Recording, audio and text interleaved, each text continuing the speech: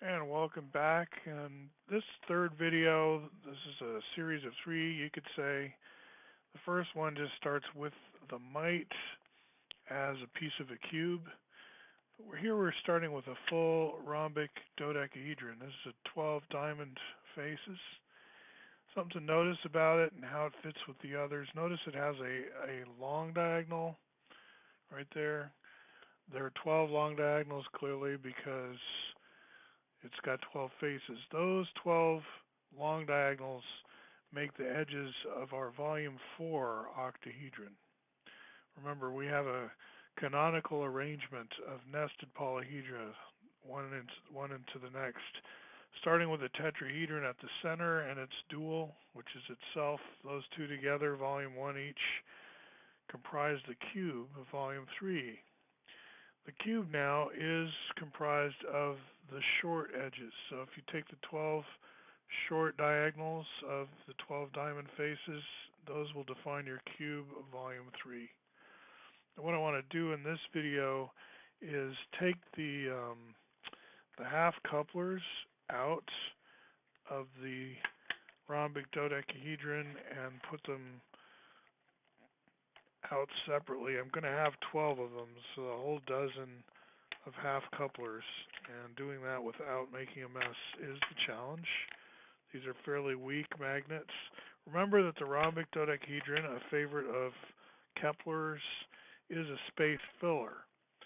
When we pack spheres together in the cubic closest packing, so-called CCP, or the IVM, the isotropic vector matrix as we call it, when we pack spheres together, they kiss each other, they just touch one another at these diamond face centers.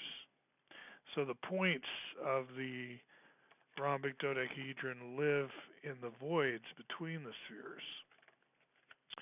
And there are enough points there to fuel or to serve as the nucleus of 3 additional IVMs. This is something Russell Chu was very much interested in, how you could look at the 4 IVMs, as he called them, the one that we get with a sphere at the center of the rhombic dodecahedron, and then we take the octahedral voids and the tetrahedral voids. There are enough vertices to define 4 more IVMs, or 3 more IVMs, given the one we started with counts as 1, so 4 total. So there I've pretty much succeeded in taking these guys apart. And what I'm going to do is I'm going to turn all of the cats into cates.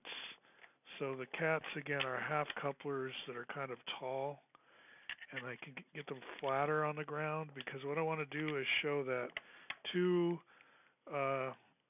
cubes will be made from this, of volume 3 each. I mean, clearly, because we started with volume 6, and 6 divided into 2 is 3. This is a way of doing fractions. You know, you don't have to be some kind of math whiz to play with fractions like this and understand. Remember, the mite is 1/8, and it in turn breaks down into A and B modules, which is the same as the T. We have a T, so there's a half coupler, there's a full coupler right there, okay?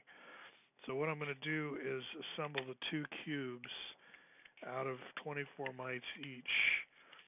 The T modules, they work with 5-fold symmetric shapes. And once you start getting into 5-fold symmetric, you find out that it's a good idea to start scaling your modules up and down by phi.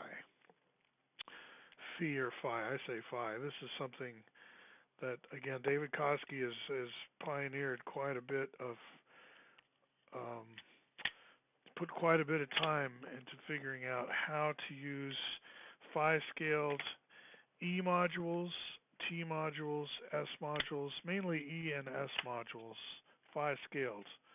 So you phi up, and that makes the volume go up by phi to the 3rd power. You phi down, and that makes the volume go down by a 3rd power. And you can express the volumes of all kinds of fivefold symmetric shapes like icosahedron, rhombic, triconchedron, and so on as the sum of e's or s's, phi multiples of those. You can do that with the cube octahedron and other shapes as well. They don't have to be fivefold symmetric to be expressible that way. So there we go. Two cubes made of starting out with the rhombic dodecahedron to begin with and ending up with two cubes of volume 3 each. Great way to play with fractions. Great way to merge geometry and fractional thinking. All right, hope that was interesting and that you've picked up a little bit of the terminology. It's really not that difficult, is it? Talk to you again soon. Thank you.